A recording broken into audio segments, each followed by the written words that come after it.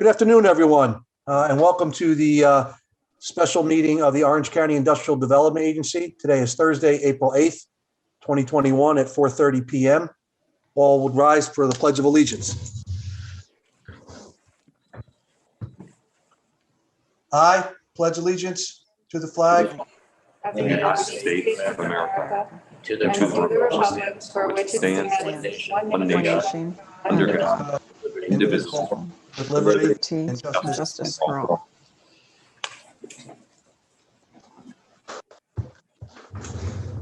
Okay. Bill, would you like to call the roll, please? Sure. Michael Torelli, Present. John Dowdid, Present. Tyler Etzel, Present. Paul Riskevich, Present. Leslie Pieri, Present. Vincent Odock. Present. Great. Thank you. That makes a quorum. And thank you for everyone for attending on short notice. What I'd like to do is to discuss briefly the agenda and what we're looking to do today, and then go into specific discussions and ask for input about different things. The first thing that I'd like to do is to we received the agenda, but I'd like to exchange or change out and always after roll call, at least for the foreseeable future, have an update on the request for the Orange County District Attorney and County Legislature's requests as being our primary first order of business at each one of our meetings. Then I'd like to just flip-flop that with the discuss and act upon existing contracts, and then going to the rest of the agenda. Any issues with that, anyone? No. Okay. Nope. So at this point, we'd like to talk about the, not in specifics, but more in generalities. And the basic way I'd like to be able to do this is I'd like to call upon Bill Fioravante to give us a quick status update on out of the 16 original items that the district attorney requested and the list of items that the county legislature requested. What is our current status? Yeah, hi, everyone. I'm Karen Reyes. I'm a senior assistant county attorney for the County of Orange and your council. As of this afternoon, all items have been turned over to the respective requesters and they are available to them. So it is our position that the IDA has complied with all requests from the Orange County District Attorney and from the Orange County Legislature.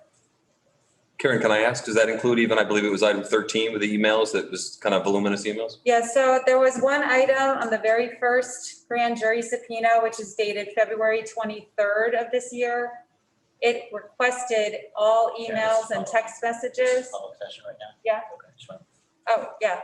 And because of the voluminous nature that the request would yield, I asked the district attorney to narrow the request if they can. And they are taking that under consideration. Great, thank you. Hey, Mike, this is Paul. Can I jump in for a minute? Please do, Paul. Yeah, I just wanted to let everyone know that probably about 5 minutes before this meeting, I got a call from our legislative attorney confirming that they had responded to the legislature's request, and it's a tremendous amount of information. So they're working with IT to get it downloaded, and but we do have it. So Great, thank you, Paul. And that's something that I want to thank everyone that's been involved in doing this, not only the staff and the people that we've brought in to assist us, but also all the council and all the subcontractors and or contractors that are working with us on this. I want to thank everybody for, within the last 2 or 3 weeks, really stepping it up and moving forward with all of this and getting to that point. While we'll continue to keep this as an agenda item in case there's any follow-up, hopefully as this comes to finalization, we'll be able to someday in the very near future take this off as an agenda item and then wait for results. And Paul, please relate to the county legislature that, let them know that we fully passed the resolution supporting and complying with their request. And if they have any questions with the voluminous nature of that, or if there's anything else that they need, please let us know, and we'll have staff continue to work on that on a Fort Worth in a forthright manner, okay? I will do that. Great. I was going to, if it was, Langdon, can I just add one thing? I know Was you, that- it's Langdon, can I just add one thing? Sure. I know you expressed some unhappiness that, why was there some delay here? Just for the record, the original subpoena was returnable March 8th. You were all appointed as board members March 5th. So whatever happened until March 8th, with all due respect, it's not something you had any control over. But from the moment you took over, you've directed compliance, and my staff have been, made that the number one priority. So I know there was a question of why there's a delay. Whatever delay existed, you only took over March 5th. So that's we've been going forth with since the moment you took over. yes, and thank you once again. If it wasn't, just as an FYI, if it wasn't to this point where we had full data dump, I'll say, into both requesters, I was going to ask for another resolution or a feel-good resolution to all be in favor of it, but I don't think it's needed at this point since we did that last time and it's been complied upon to date. So once again, thank you, everyone, and like to move on to the next topic unless anyone has any other questions on this topic. Oh, I'm good, Mike. Okay. All right. With that, anything from council on this or any things that we need to know about in relation to this great news about us being in compliance and getting the information in? No. Thank you all for your direction, and we're happy to support it. Okay. The next item on the agenda, if you remember, I flip-flopped them, is to discuss and act upon some existing contracts. In this instance, this is one of the main reasons why I asked for and called a special meeting today, was to go ahead and talk about some of the existing contracts. I know that staff and contract staff as well have been diving deep into what was previously awarded and what is currently under contract by the IDA. In this instance, we have an item that needs to have discussion and potential resolution today, as we have inherited I'll say a contract through Weintraub and Brown to Marathon for crisis communications and items around that nature. So I would ask to have a discussion in regards to this. The last I saw was in reading upon the contract. It appears as if, from my reading, is that the contract could potentially renew as early as this Sunday, April 11th. And with that said, I think a decision has to be made whether we keep the Marathon Consulting Group as on contract for crisis communication or not. In doing a little bit of digging, I have not uncovered any items and/or product or work that they have done for us, but I'd like to have that open to anyone who has better knowledge than I in regard to this contract. So first, I'd like to open it up to our board members, and then obviously, like Bill, if you have any information on this and council, please. It's weird meeting remotely, so we're gonna have to try to do this orderly. But if there's, I'd like to go through the board members first. John, anything that you have or any information about this one or any discussion points? Yeah, Mike, this is Paul. I was just curious as to how long that contract's been in place, how many months? Not very long. Not very long. 2 months. Can I say something? Please do. I know you wanted the board to go first, but maybe this might help. The first time that I became aware, and I think Russ is saying, was when we had a special board meeting after before the subpoena was served. It was when Mr. Vona, the accountant, was meeting with the board. And at that executive session meeting, the lady who is representing Marathon Strategies appeared as well. That would probably have been, Russ, about late February when we had that meeting. And it was before the first appearance of Mr. Vona before the committee, Paul's committee.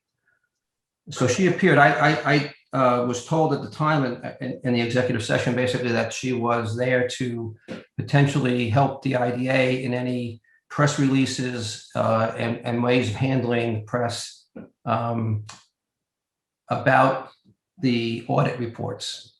But other than that, and I think she appeared, I think she was at one other special meeting of the previous board. And I can tell you right now, I don't think she's been doing anything else since then, because obviously the board has changed and the whole situation has changed. So basically she was there basically to, I guess, give her perspective on how to handle PR when it came to the presentation to the committee.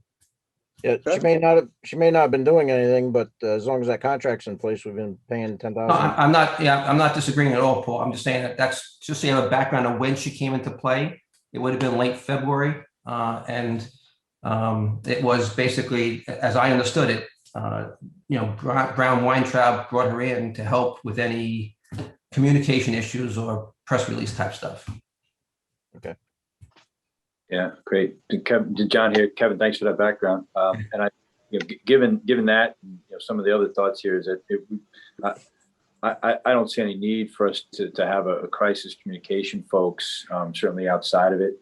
If we needed to, we could certainly find folks internally. I'm not sure exactly who handled the recent press release with GTI, but I thought that looked great and was incredibly professionally done. So I don't know if there was any consultation for crisis communication with those folks during that time. And if there wasn't, then I don't see any need why we would need to pay another $10,000 a month to somebody that seems like our in-house folks are doing a pretty good job with. Thank you, John. We'll go to Tyler next. Tyler, any discussion points on this? No, I don't think we need it. Okay. If we need it, we'll hire somebody. Okay. If it comes to pass. There's no sense in just having somebody out there. Yeah. Maybe you do, maybe you don't. Yeah. Leslie, would you like to opine or any discussion points on this? I was going to ask Kevin actually exactly what he explained. I don't see a need for this board or this group to have crisis communications, not necessary. Great. And Vince, any discussion points on this? No point, no addition, no points. Okay. So therefore, I would like to ask for a vote, and I like to nominate or actually spearhead that and ask for us to dissolve our contract and not renew it for the Marathon Crisis Communications Group. We've had discussion points on it. I'd like for us to have a vote on it, and I'd like Bill, if you can call the roll on that, and if council, if you can put that into whatever form needs to be done in order to communicate with that group and to put it as part of our minutes and our records. We will notify Alex Betke because she was really the firm was really hired through Brown Weintraub. Okay. So we can notify them and in writing that the IDA's wishes not to continue with that part of their contract. Great. Okay. Mike, may I make one quick comment? This is Russ Gensel from Harris Beach. Sure, Russ, go ahead. I just want to confirm. I looked at the press release that went out on Green Thumb with Bill, and I literally had one word change. So my point is, I agree with you. It was excellent. It was very well done and very professional. And for an attorney that reads every word, to only change one word in a press release like that is frankly pretty remarkable. So I thought it was an excellent. Yeah, I totally agree. Thank you. All right, Bill, if you can call the roll on this item to cease the contract with Marathon. You need a motion in a second? I was going to say you need a motion in a second, Mike. Yeah, so that's right. Sorry, I meant That's okay. I made the motion. So I'll second it. I'd like to have a second on that. So that's Tyler with a second. Consent? Yeah. Thank you for keeping me in proper order. Okay, roll call. Michael Torelli, Yes. John Doughted, Yes. Tyler Retzel, Yes. Leslie Pierre, Yes. Paul Ruskevich, Came up on my screen, he left. we lost him. He's Coming back. Yeah. Paul, how do you vote? I vote yes. Sorry, I lost my connection there for a minute or two, but Okay. yeah, the vote is to terminate, then I vote yes. Yes, Dr. Odock, Yes. thank you. 6 yeas. Second, I'd like to go through existing contracts. Now, we don't have all the information yet, but I know that's one of the items that Bill is working on to provide to the board members. We received a listing, at least by the name of the people and/or of the entities that we have in contract. I don't have a discussion point on any one of them right now because I don't have any additional information. But if anyone does or would like to bring one up, please make that known and we can have a discussion and potential resolution if there is one, as well as council. If we know of anyone that is coming due between now and say, while we don't have our next meeting scheduled, I'd say now by the end of the month, if there's any other ones that we have, like as of last meeting, we did not know about this one. I'd like to know if there's any other ones. So Bill, are you aware of any other ones that are coming due by then, or any information on ones that we need to discuss? No, I provided a list after going through staff of really all that we can see, all other agents and contracts. And I know Mr. Chapman and Mr. Dowd were working to look at the details of those. But as far as anything that's coming up right now, I don't believe so. Well, most of them are yearly contracts. So most of them are agent contracts with, for instance, the Women's Enterprise Development Center, Friends of Orange County Youth Bureau, the Foreign Trade Zone, Hudson Valley Agribusiness. Those are all agent contracts that are renewed every year. And Kevin, I assume they're terminable at will generally. This is Langdon. Say that again, Langdon. I assume they're generally terminable at will. Is that true? Yes, there's no, obviously they get paid for the services they rendered to the point in which you terminate it, yes. Okay. Okay. Board members, any additional discussion points on existing contracts and/or anything you'd like to discuss in regards to any of the contract vendees that you received a list upon? I know we don't have all of the information, but if there's any issues or any discussion points that you'd like to bring up, I'd ask for you to bring them up now, if possible, and we can keep this as an ongoing agenda item if needed. Now, this is John here. I just want to say thanks to Bill. I know, Bill, you're doing a lot of work and catching us up on a lot of things. So I appreciate you doing that. I know you don't have all of the information yet that we're seeking because it's been a mountain full, but I appreciate you getting us caught up on the critical ones, and I appreciate that. So other than that, I agree that it's great to get through these and see exactly where we stand with a lot of them. So I just want to say thanks to that point, Bill. Thank you. Kevin, you said that these contracts are all, we just pay for the services that they provide. Right.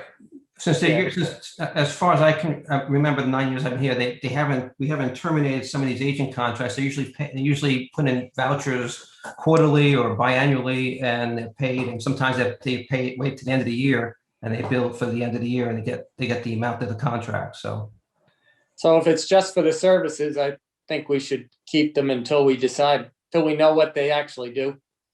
Well, if you want me to, I can run through the list and try to enlighten you all and give you an idea of what I know they do or what I think they do. So, okay. Bill, I know you talked to Melanie, so maybe you can also add into here.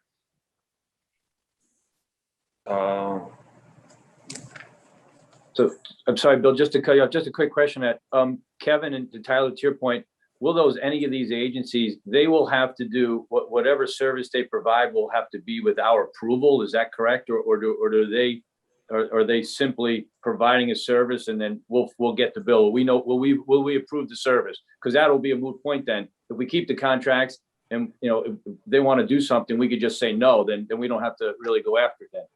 Well, the idea here is that we retain them as our agents to do specific tasks for us. Right.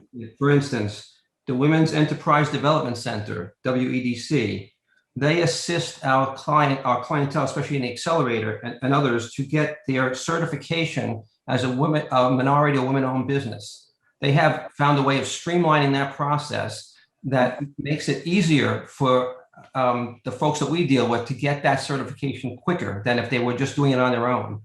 Right. They also hold webinars. In fact, I think if you looked at your email today, you would see there's a webinar later this month that they are sponsoring. And again, if it's, 1 second, and I will call it up, and it's how to leverage certifications to win government contracts. And it lists the entire, I guess it's tips on how to market your goods and services, determine what state agencies what purchase, tips for working with government agencies. So they've been very, very useful for a lot of our accelerator clients to first get that certification, and second, to have the training and the knowledge of how to get government contracts to help their businesses grow. Kevin, would you have any idea, just off the top of your head or back of the envelope, what we have paid those agencies over the last 2 years annually? That Ed might know better than I do. Most of those contracts are, say, between $20,000 and $30,000 each, or maybe 35, 40, maybe I think 35 is the most. So annually, Ed? Annually, yeah. So most of those, generally what happens is some bill quarterly is saying, and a lot of them are basically at the end of the year, we get a basically itemized reimbursement, whether it's their salaries or paid for expenses along with a report. So again, most of these things are in the, I think, 20 to 35,000. And they, do report, supply a report and justification of the spending. It's not, we did a service and $20,000. It'll be for reimbursement.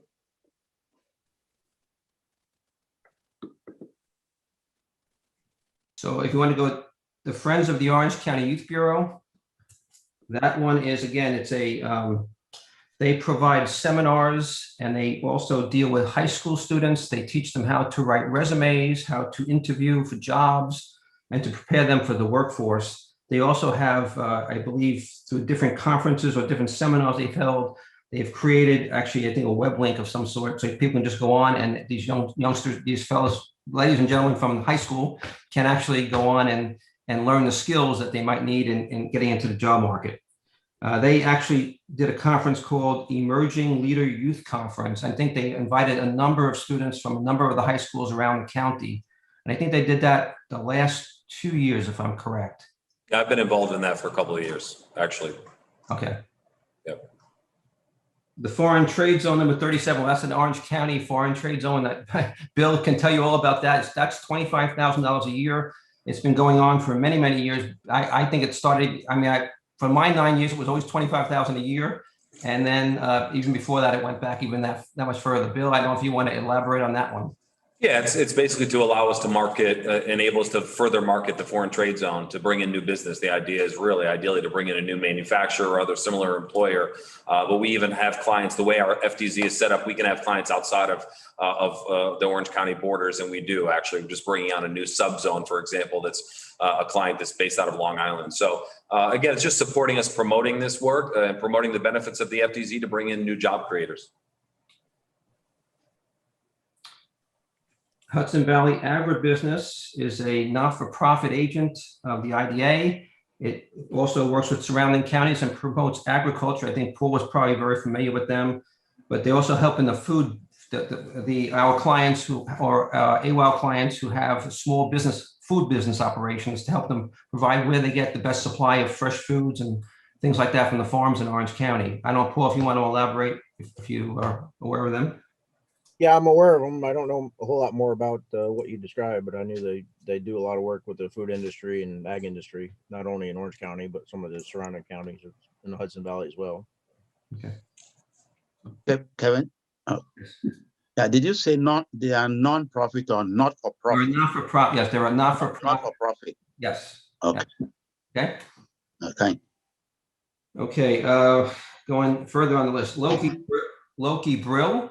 Loki Brill is the Rochester construction engineering firm that they are the ones that go to all of our IDA projects to make sure that the contractors and the applicants are in compliance with our local labor policy and the 85% rule. And if they need waivers from that rule, they have to come.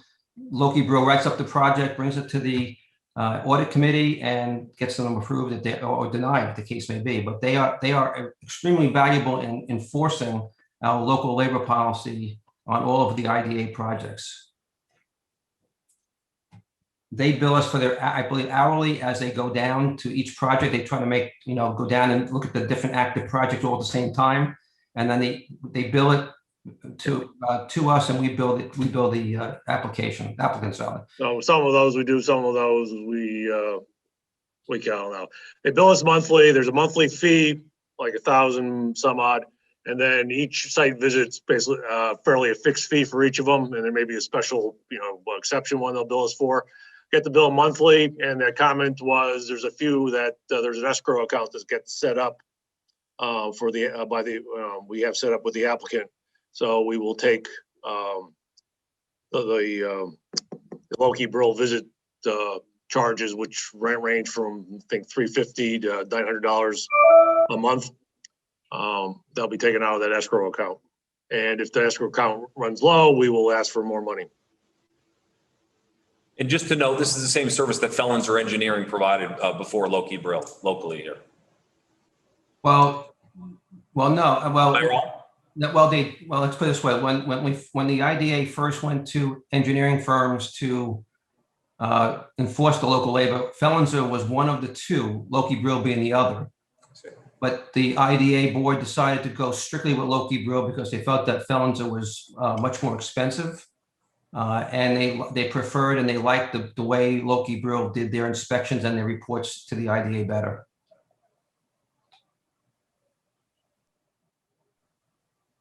Let's see. Well, JGS CPA, you know them, you met them already. They do the annual audits of the IDA books and the OCFC books. They've been doing it for a number of years. They do change I think every 3 or 4 years pursuant to standards. They change the lead partner from the firm that does the actual audits. UHY LLP, again, Ed may be able to help with this one, but they are an accounting firm that helps with payroll and as well as QuickBooks. And again, Ed, you can fill in on that one. Basically, they do the bookkeeping. They do the financial compilation that's prepared for the auditors. And the final one is they're involved with the accounting of the loan program.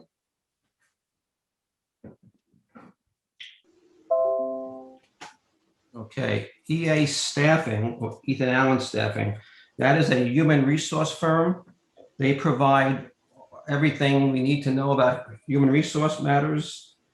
They also make sure that our handbook is up to date, and they also make sure that all of our policies, human resource policies such as sexual harassment in the workplace violence are all up to snuff, and that everybody has the proper training. Ed, any more on that? Kevin, they don't do your payroll? No. They are across the river, I believe. Okay. They don't do payroll. They do your HR consulting essentially. No, they do payroll. They do payroll too. We're actually, I forgot what the term was, but basically I get my, W-2 through Ethan Allen. I don't get a W-2 from the IDA. They're like paychecks or something. Well, Paychecks has, it's Paychecks, but also I guess we are, we count now. Benefits goes through them also. They negotiate that. And I'll describe it. Things like unemployment insurance premiums calculated at their level, not to the IDA's level. Got it. Okay, TSEC is a not-for-profit partner with the IDA. They help find funding sources for grants. They also have been able to acquire machinery and equipment for the IDA and the accelerator. And they also make sure that it's maintained properly and used properly. And some of that property, those machinery is actually owned by TSEC that we have on loan, and it's used by all of the accelerated clients. Some of the cut and sew machinery is basically theirs, or they purchased it through grants, and we proceed to share it with our accelerator and AWEL clients. And we pay them an annual fee to, I believe, for the work that they do for getting grants and acquiring machinery, but also maintaining the machinery and make sure it's in good working order. They do write grants, and they do try to find funding, other funding sources other than the IDA. How much is that contract for? Ed, do you know, I think one, $35,000 for this year. 35 for this year? Excuse me. Focus Media, Just on the TSEC, how is that contract calculated? Is it a flat rate annually? Is it based on what services they happen to render? Can you tell us more about how that equipment was purchased, or can you tell the board how that equipment was purchased, and whether it's public funding that purchased it, and what the value of that equipment is to the accelerator clients? that one's a little bit above my pay grade. Like that, I'm not really sure. TSEC invoices basically time spent. It's only labor and benefits that the contract charges can charge. Far as the equipment located, as Kevin was saying, a lot of the sewing machines are property TSEC purchased with grants from primarily Empire State Development. I'm trying to think of anything else that we were TSEC was participated with. Some of the stuff that's at Zealware, the fit up of the lease on the couple of the buildings down in New Windsor, and some support over at Middletown. Can I ask one question about them? I reviewed the 2020 audit with JGS today, and they pointed out in 2020 that there was $70,000 paid to them that they described as a management fee, not about equipment or anything like that. Does that sound right? There is, WCAL now from the funding corporation has a separate, I would say it's, I have to sure what the words are, but that's on the funding corporation provided that. So is that an annual amount paid through the OCFC, the funding corporation? There's a 75,000 has for last year, yes. Last year only? Was for a smaller number the year before, and it's in the budget again for this year, but has not been paid. What do you get? Is it 70,000 plus 35,000? Yeah, if you go last year, it was 35 and plus 75. For 2020. That's back in 2020, yes. And what do we get for 35 plus 70? I'm on the financial side. I haven't seen the contracts itself. I believe they submit vouchers, do they not, with details of what they did, Ed? Well, Kevin, they're saying that it's a management fee of 70,000 from OCFC and 35,000 from Accelerator or from IDA. And then they also bill us. So what are we getting for 105,000? I'll get more detail on the. We'll have the more detail, obviously. That's when we have to fill the funds for. No question. Okay, thank you. Who are the principals behind TSEC? What's his name? Is the president's, Carl Meyer? Carl Meyer, yes. From the former Central Hudson? Correct. Correct. He's been on the board of TSEC for quite some time.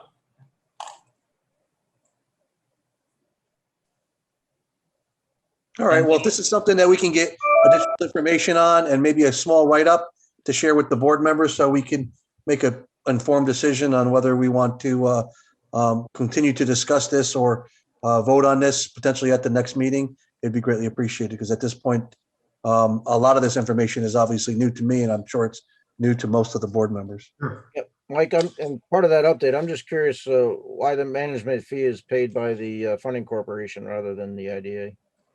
Yeah, I have that same question, Paul. Because it's a not-for-profit, and the IDA can't pay a not-for-profit from the IDA funds, so we use the fund. They use the funding corporation to do that. Oh, thank you, Kevin. Okay.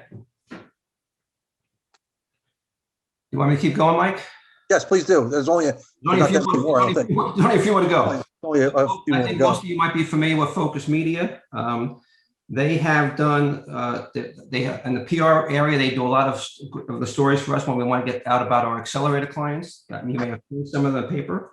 but they also help with the maintenance of the website, the IDA website, especially most of the data and the back on the, what I'm told was the back end of the website. Back house part of the email, which I understand is quite complicated and to maintain. And they've helped solve some problems with the email when we've switched personnel and switched different programs and things like that. So it's also about capacity for the website. They keep, we have to keep more and more requirements by the ABO of putting more and more things on our website. Every single application, I mean, if you go in there and you look at it and you start clicking around, there's a tremendous amount of information there and a tremendous amount of documents there. So they have helped with that. And I said, they're also a PR firm. So when we need a quick press release, they're there for us as well. Their contract, I believe, is not to exceed $2,500 a month. That's that. And the 88 Studios, that's our friend Dean. He obviously does a live streaming for all public hearings and all IDA board meetings. He again helps to maintain our website. He does a lot of troubleshooting for the IDA, and a lot of the back office stuff he has also helped with, and has, again, as I understand it, has really done a tremendous job in keeping that site moving and viable, and changing everything that has to change, and making sure that everything is accessible. I think he also works with Facebook and Instagram when necessary, and he can connect all that information to our website and have what was I say? Our information accessible in those particular social media outlets. I think he also has helped with webinars and helping us with the Zoom and with and other webinars that we have put on through the years, or for the last year or so. And that's, again, his contract, I believe, is not to exceed $5,000 a month.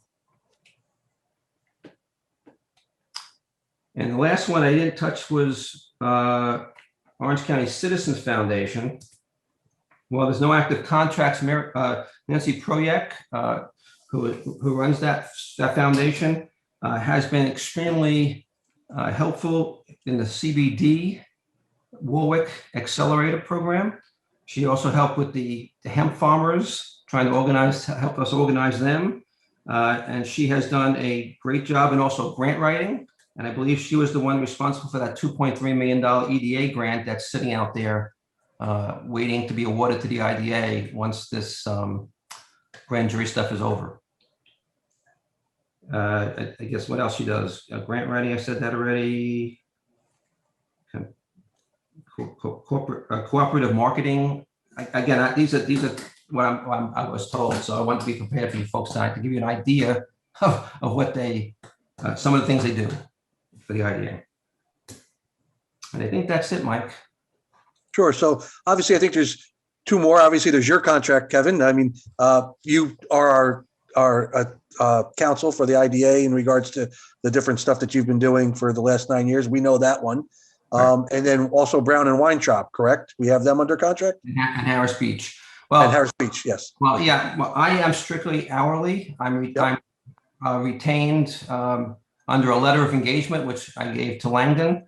I get paid $210 an hour for the work I do, and it's renewable or subject to renewable every year. Yep. Harris Beach can tell you how they've been around even way longer than I have. So. Yeah, we don't have a contract with the IDA. We do the transactional work historically anyway, and help out locally as needed. And frankly, very rarely do we ever bill the IDA. And whenever there is something outside of the transactional world that we help with, we typically have a conversation with staff and the board about external billings, but we do not have a contract with the IDA. Okay. And Brown and Weintraub? Brown and Weintraub was essentially hired to be our lobbying counsel up in Albany. Alex Betke has been very important in also lobbying efforts on behalf of legislation, for or against, getting us to know what the legislation is that involves IDAs. He also has been has a great ability to get in touch with Jeff Perlman, the head of the ABO, and has had a good relationship with him that has helped sometimes work with us to smooth the way sometimes when we have some difficult issues. And I think he's also has helped us with grants, from what I understand as well. So. And if I can just add, I did visit the Warwick Accelerator. It's the first of the 3 that I'll be visiting over the next couple of days. And I will say in my visits, they were really praising the lobbying work and how much it helped influence policy, getting them information down the pike. So there were a few clients there that were appreciative of that work. Thank you, Bill.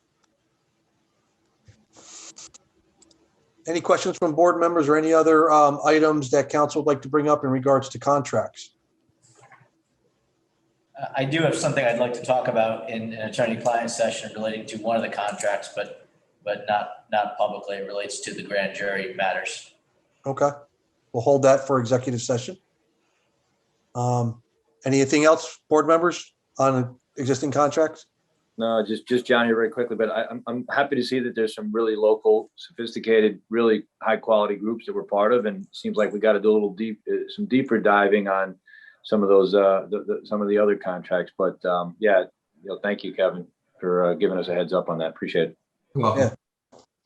So it's a learning experience. Yes, it is. and we keep learning. Even Russ and I keep learning every day. So it's not. Sure. Any other board members with any items or discussion on this contract topic? Okay, with that, I'd like to move to the next topic of personnel. Now, I'll remind everybody that while we're going to talk about personnel in public session, I'd like to make sure that council keeps us in the right realm of not speaking about stuff that is not supposed to be spoken about during open session that could be reserved for executive session, which we will go into next. But obviously, as we've all heard, a couple different things. One, there's been a lot of media lately in regards to the IDA. We briefly touched about the media and the great press release that was sent out about the project in Warwick, and everyone that's been involved in that. And Bill, what a great job you did on that. And I took pride in saying that we have all of our economic development partners in with us on that press release, because it is a team effort at the county level and beyond to get projects. So that's something good. When it comes to personnel, though, there was obviously a lot of press recently about that. As we know, and everyone is, and it's public knowledge, is that our then CEO, Lori, resigned as of Monday without notice. So basically, we were down 1 personnel, and then we have a pending personnel that have given notice. Melanie, who is giving notice as of close of business on Friday.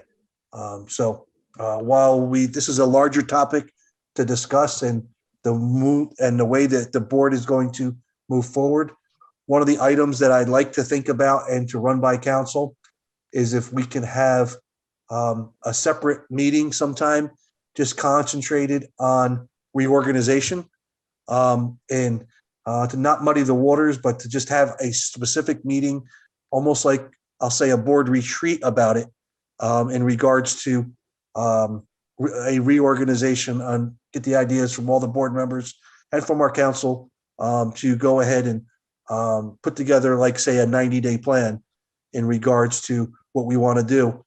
We may need to bring in some assistance on this. And I think there is some people out there that are way more knowledgeable than I in regards to what is best practices in IDAs within New York State. So potentially, we could potentially look at maybe a longer session, almost like a board retreat, just concentrating about reorganization and how we want to identify roles and responsibilities for different job titles and the different options that we have to put in front of us. On the interim, obviously, graciously, the county has offered Bill Fioravante to us and county council to get us through this period. But you guys will be an integral part of that as well, because a lot of you know the history, not only the recent history, but also the historical history of how it was done in the past. From what I remember, well, in my economic development days, I do remember the IDA staff was sometimes actual county employees. So there's a lot of question marks about it. I'm sure there's going to be pros and cons, and and strengths and weaknesses about all of that. But I'd like to get, Kevin, I'd like to get your opinion. Langdon, I'd like to get yours about setting up a reorganization meeting to talk about this. Now, I don't know if that is a public session or if it's a executive session that we do, but this could be potentially longer in nature. So it may have to be something that we schedule that the board members have enough time to sit down and maybe even bring in some people to assist us with. So Kevin, I'd like to get your opinion on that. And do a board retreat, and it's outside the parameters of the open meetings law, provided you do not make any kinds of public, any kind of decisions that would affect the public, that the public would have the right to hear. How you internally organize, how you coordinate within your body, that's fine. When you start making substantive policy decisions, they have to be done publicly and in a retreat. So we, in the 9 years I was there, we had one retreat. It was over at the airport, the hotel at the airport, Homewood Suites. And it was basically a means of the board to think about some issues about the UTEP, their uniform tax exempt policy. There was also a training session for one new member. It was a whole series of different topics that we brought up just to try to bring that board together and get everybody on sort of the same idea, a same plane, but there was no policy decisions made there because it couldn't be done that way. Okay. Sure. Langdon, I'd like to get your opinion on that. Sure. I mean, having somebody come in, just like we at the county, county legislators go to the NISAC conference and, different professions and boards will go to conferences. You can go do that and essentially have an expert or two experts present to you, or different experts present to you different ideas of how IDAs are organized. You can do it publicly, you can do it not publicly, as long as you don't make those decisions and really debate it. It's more like have an expert come in and say, this is how the Montgomery County IDA is organized, and this is how the Albany County IDA is, and this is how the Erie County. Educational training. Yeah. I mean, that type of thing. I'm fine with it either way, as long as it's limited to that. Yeah. Board members, I know I haven't really spoken to you guys individually about this. Any opinions on that? I think it'd be something that we could at least get some information and then base a discussion point thereafter on how we want to move, like say in the 90-day window, and then say by the end of the year type window. John, I'll go to you first. Yeah, I'd be for that, Mike. I think it's a great idea.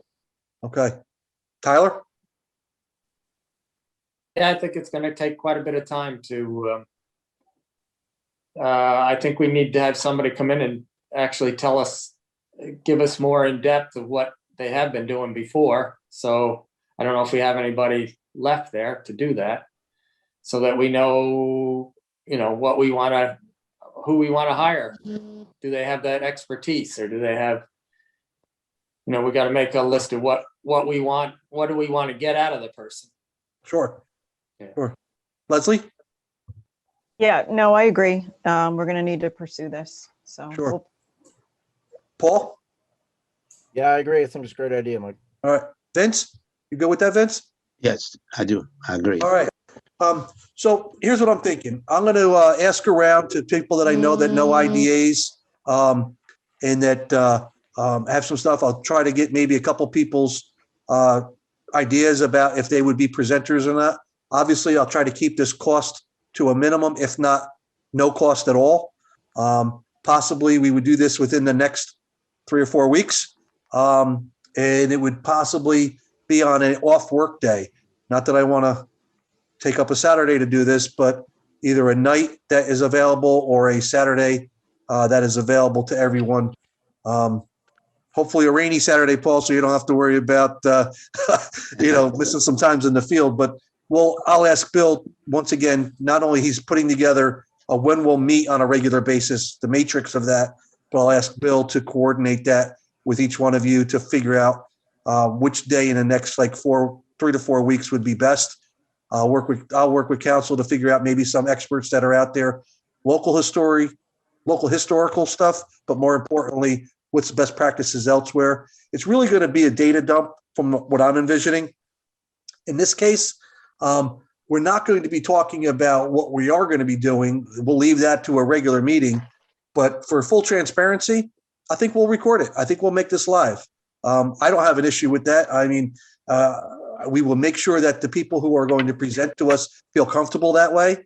And maybe some of the public who may have some information that we don't will watch it, listen to it, and be able to contact us and let us know if there's something that else is out there that is potentially a best practice or a way that has been done in the past. So I'll ask Bill, if you can work on that and set that up within the next 3 to 4 weeks. Absolutely. I would probably say if we get 2 speakers, that's a lot. And I hate to say this, but at least 3 hours for this. And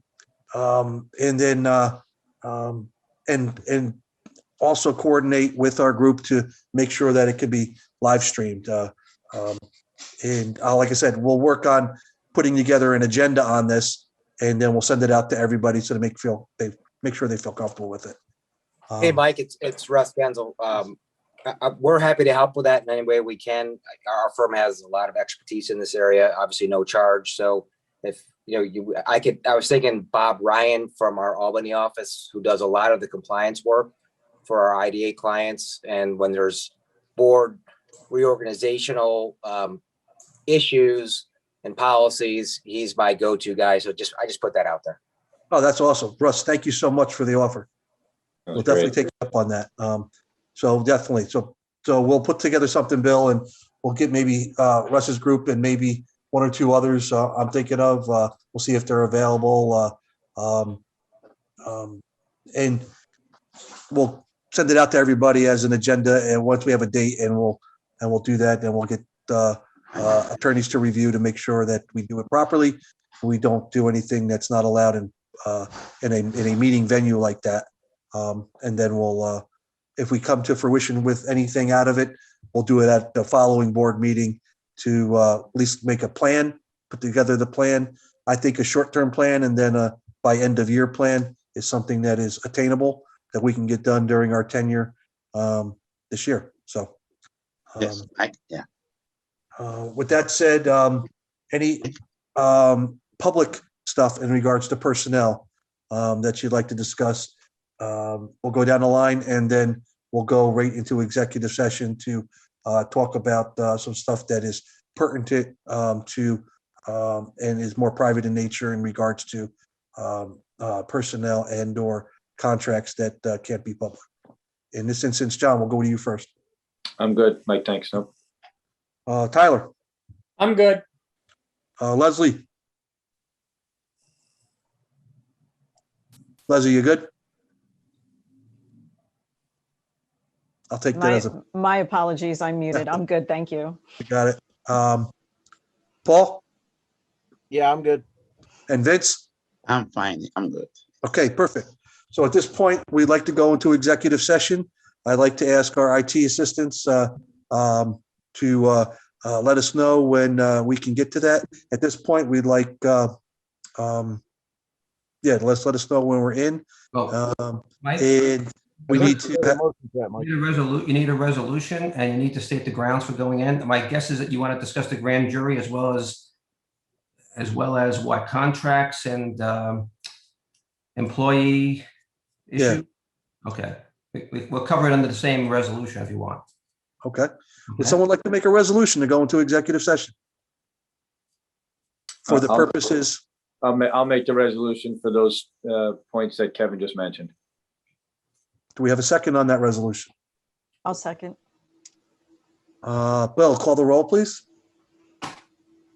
Michael Torelli, Yes. John Dowdett, Yes. Tyler Edsel, Yes. Leslie Pieri, Yes. Paul Ruskevich, Yes. Vincent Odock. Yes. 6 yeas. Okay. Attendees will be the board and council.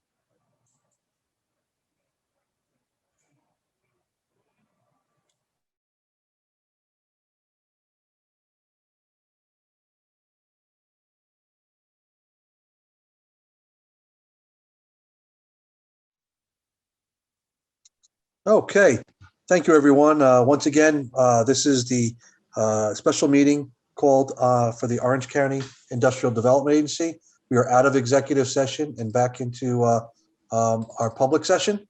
It is approximately 6:46 p.m. on Thursday, April 8th. And coming out of executive session, I'd like to thank everyone for working with us and doing everything that we did prior to it and then during.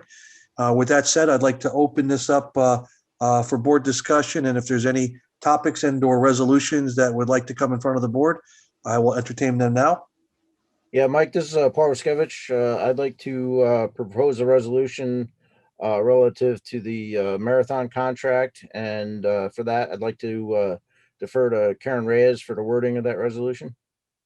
So I'd ask the board to adopt the language that they resolve to waive the attorney-client privilege that would have attached to the Marathon Strategies Services contract as it was procured by their attorney through Brown and Weinraub, the law firm, and waive privilege with respect to any documents produced with that relationship and any work product documents, communications, notes, reports, payments, or contracts, so that they can be provided to the Orange County District Attorney upon their request under grand jury subpoena dated February 23rd, 2021.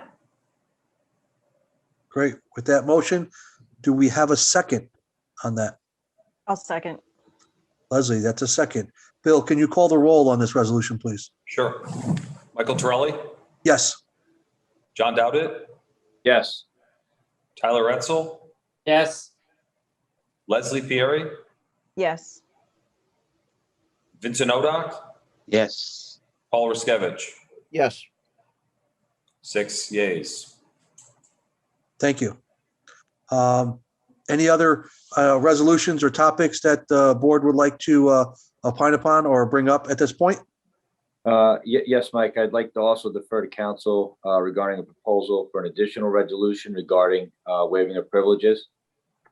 And so I'd like the board to consider and adopt a resolution to waive the attorney-client privilege regarding any and all conversations, iterations, exchange of documents in the formulation of any and all contracts between the Orange County IDA, the Accelerator, and Galileo Technology Group, including the managing director contract with Galileo Technology Group designating Vinnie Casalino as its representative, and any and all services contracts between the IDA and Galileo Technology Group for its accelerator programs, so that the information regarding the formulation of those contracts can be delivered to the Orange County District Attorney's Office upon their request. Great. Do I have a second on that motion? I'll make the second. Bill, can you call the roll, please? Yes. Michael Torelli, Yes. John Dowdit, Yes. Tyler Retzel, Yes. Leslie Pieri, Yes. Paul Ruskevich, Yes. Vincent Odock. Yes. 6 yeas. Thank you. Once again, I'd like to open it up to board members on any topics and/or resolutions that need to come in front of the board. Yes, this is Tyler Etzel. I'd like to ask Ed. Ed, I heard you need a second signer for investments and probably writing checks. Writing checks, we can get by with one, but far as the counts, we used to have up to 4 signatures. And then also have backup signatures for the checks is we need. So Ed, this is Mike. Do you need 2 signatures for investments? They would. At least 2. Okay. All right. We have, again, previously we had, most of the accounts had myself or the CFO, CEO, the chairman, and the assistant chairman, secretary, I believe, were the 4 signatures on the accounts. But at any one time, only 2 of them need to sign for investments? No, for investments, I think they want everybody to sign. I have accounts with 2, I have accounts with 4. So. Okay, it's going to depend upon what you're doing on, I guess, then probably, right? Yeah. And as far as writing checks, I only need one signature. And you're an authorized signer for those checks. Yes, I am. Once you receive authorization to pay them. Right. Okay. Right. Tyler, I think we need to continue to do at least one more additional signer for now, and then we'll Yep. have Ed look into doing that. All right, I'll make, you and Mrs. Pieri? The secretary? Should we make the secretary or the vice chairman? I think we just need to do one at this point, and we'll get some Okay. more information. If we need to do additional, more than 2 total signers, then we can do that at the next meeting. All But at right, this, I'll make a motion that you, Mike, are the second signature. okay. Do I have a second on that? I'll second that. Bill, can you call the roll on that, please? Yes. Michael Torelli, Yes. John Dowdit, Agreed, yes. Tyler Etzel, Yes, Leslie Pieri, Yes. Paul Riskevich, Yes. Vincent Oda, Yes. 6 yeas. Great. Any other additional comments or resolutions from board members that need to come in front of the board at this time? Can I just ask to clarify who seconded that last resolution? I did. Thank you. Mike, are you gonna name a third person now too?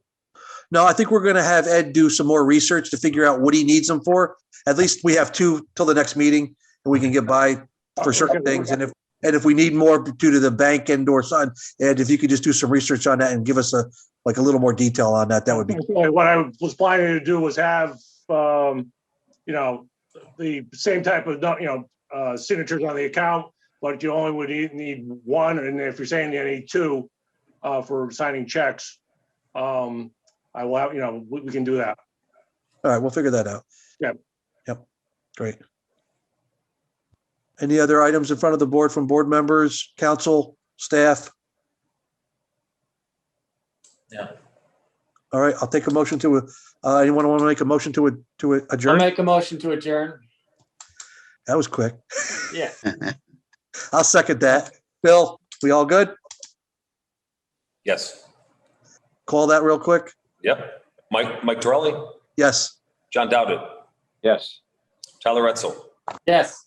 Leslie Pieri, Yes. Paul Riskevich, Yes. Vincent Oda, Yes. 6 yeas. Great. Thank you, everyone. Have a good night. Sorry it took so long.